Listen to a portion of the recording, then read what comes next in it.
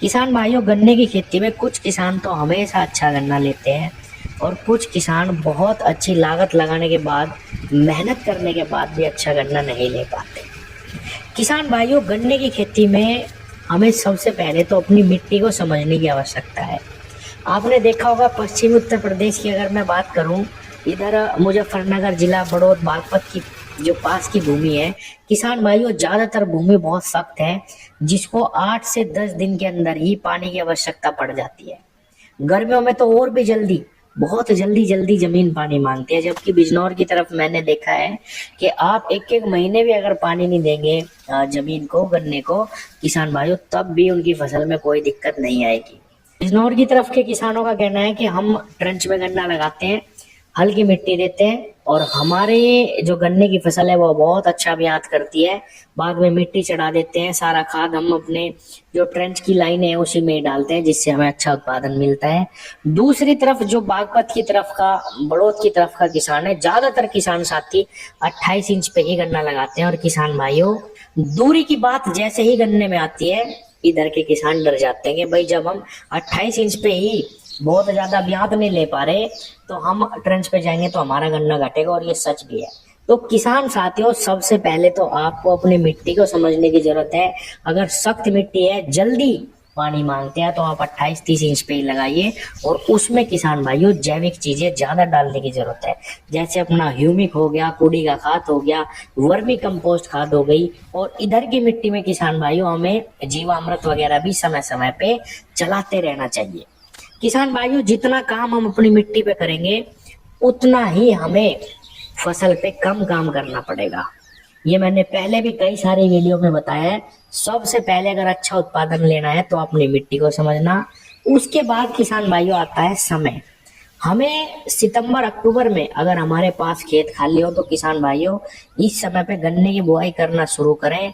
ये जो गन्ना होता है किसान साथियों, इसको ज्यादा समय मिल जाता है और बहुत ही कम खाद में ये गन्ना हमें बहुत ही जबरदस्त उत्पादन देके चला जाता है। उसके बाद मार्च का जो टाइम आता है किसान भाइयों, फरवरी के लास्ट से लेके मार्च के लास्ट तक का, उसमें ज्यादा से ज्यादा गन्ना लगाने की कोशिश करें। उसमें भी आपको बहुत ही अच्छा उत्पादन, बहुत ही कम देख रेख में गन्ने की फसल दे के जाएगी। अब आते हैं खाद पे। किसान साथियों, खाद सबको पता है और मैंने कई सारी वीडियो में बताया भी है, nitrogen, phosphorus, potash, calcium, magnesium, sulphur, ज्यादातर यही फसल को खाद चाहिए होते हैं। इसके बाद जितने भी खाद हैं, जो 10-12 खाद बचते हैं, वो बहुत ही थोड़ी थोड़ी मात्रा में हमारी फसल को चाहिए। उसकी पूर्ति हम केवल स्प्रे से भी कर सकते हैं। ये खाद किसान साथियों प्राथमिक और द्वितीय दो श्रेणी में आते हैं, जैसे नाइट्रोजन, फास्फोरस और पोटास। सबसे पहले 3 खाद है जो हमारी फसल को सबसे ज्यादा चाहिए। उसके बाद कैल्शियम, मैग्नीशियम और सल्फर थोड़ी कम मात्रा में चाहिए, लेकिन इन खादों की भी आवश्यकता गन्ने की फसल को जरूर पड़ती है। किसान भाइयों, जब हम बुआई करें तो चाहे हम सिंगल सुपर फास्फेट खाद ले लें, जिसके अंदर कैल्शियम, सल्फर भी है और फास्फोरस की मात्रा भी है। बहुत ही अच्छी खाद है। 5 बीघे में 3 बैग सिंगल सुपर फास्फेट खाद डाल के अगर हम बुआई करते हैं तो हमें 2 पानी तक कुछ और डालने की जरूरत नहीं है। केवल और केवल यूरिया डाल दे किसान भाइयों पहले पानी पे, उसी से ही हमारी फसल बहुत ही अच्छा शुरुआत में खाद प्राप्त कर लेगी और बहुत अच्छा रिस्पॉन्स आपको दिखाएगी। बहुत ही जल्दी हमारी फसल में कल्ले विकसित होने शुरू हो जाएंगे। किसान भाइयों, अगर आप डीएपी लेते हैं तो डीएपी के साथ भी आप बुआई कर सकते हैं। आप 1 से 1.5 बैग डाई अमोनियम फास्फेट जो डीएपी खाद आती है उसका इस्तेमाल करिए और पहले पानी पे केवल फिर यूरिया का इस्तेमाल करें। थोड़ी थोड़ी खाद 3 से 4 पानी तक नाइट्रोजन, फास्फोरस और पोटास की हमें अपनी फसल को देते रहना चाहिए। और सबसे पहला काम एक अच्छी फसल के लिए किसान भाइयों, बुआई करते ही पहले पानी से ही हमें अपनी, चाहे हम किसी भी तरीके से खेती करते हो, ट्रेंच में कर रहे हो या 28 इंच पे कर रहे हो, हमें अपनी फसल में खरपतवार नियंत्रण पे ध्यान देना है पहले ही पानी से। किसान साथियों, अगर आपके खेत में खरपतवार हो गए तो आप कितनी भी मेहनत कर लेना, जितना भी खाद आपने डाला है वो सारा का सारा खरपतवार पी जाएंगे। और इसका सबसे बड़ा नुकसान क्या होता है कि आपकी जो फसल है उसमें कल्ले भी बहुत ही कम विकसित हो पाते हैं। किसान भाइयों, इसीलिए हमें सारे काम बंद करके, चाहे कुछ भी काम हम कर रहे हो किसान भाइयों, हमें सबसे पहला काम खरपतवार नियंत्रण का अपनी फसल में करना चाहिए। उसके बाद जब 3 पानी 4 पानी हमारी फसल को हो जाए और फसल स्प्रे लगने लायक हो जाए किसान भाइयों, हमें एनपीके 19-19 के स्प्रे करने शुरू कर देने चाहिए। अब थोड़ी सी बात हम दवाओं पे भी कर लेते हैं किसान भाइयों। सस्ती दवा का इस्तेमाल करें, जिस दवा में 2 साल्ट पहले से ही हो, जैसे हम इफ्को कंपनी की सीरा सागे की बात करें, गार्डा कंपनी की पुलिस की बात करें, या और भी बाजार से आप कोई भी दवा लेके बुआई में अगर डालते हैं, अगर उसमें 2 साल्ट है तो आपको और उसके साथ कोई दवा डालने की जरूरत नहीं है।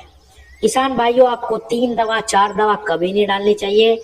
अगर आप अपनी फसल पे स्प्रे भी कर रहे हैं किसान भाइयों, तो 2 दवाओं से ज्यादा दवा आप अपनी फसल पे कभी ना डालें, कभी भी किसान साथियों 4-4 5-5 दवाएं ना डालें।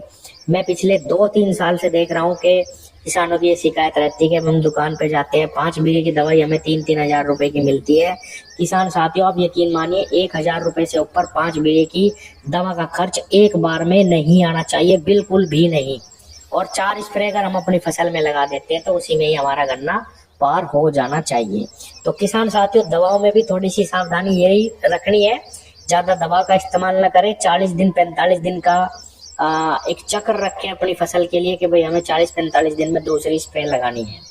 किसान भाइयों यही खाद है, यही आम दवाएं हैं, अगर आप समय पे करेंगे, सारे काम गन्ने में आप समय पे करेंगे तो किसान भाइयों आप बहुत ही कम लागत में, बहुत ही कम देखरेख में हर साल एक अच्छा गन्ना उत्पादन अपनी फसल से जरूर ले पाएंगे। फिर लास्ट में कहूंगा सबसे ज्यादा काम हमें अपनी मिट्टी पे करने की आवश्यकता है। किसान भाइयों अगर आपकी बहुत ज्यादा सूखी मिट्टी है, उसमें नमी की व्यवस्था बहुत अच्छे से करें, उसमें कोड़ी का खाद जरूर डालें। और अगर आपके क्षेत्र में बहुत अच्छी नमी बनी रहती है लंबे समय तक, तो आप ट्रेंच पे आसानी से जा सकते हैं, उसमें ब्यात अच्छा आएगा। जहां पे ज्यादा सूखती है जमीन वहां पे 28-30 इंच पे ही ज्यादा बुआई करें, वहां पे आपको 28-30 इंच पे बहुत अच्छा लाभ मिलेगा। एक बात और कहूँ किसान भाइयों, अपनी सुविधा के अनुसार आप 42 इंच 44 इंच पे 48 इंच पे बो सकते हैं, या अगर आप छोटा ट्रैक्टर लेके खेती करना चाहते हैं बढ़ा भी सकते हैं दूरी।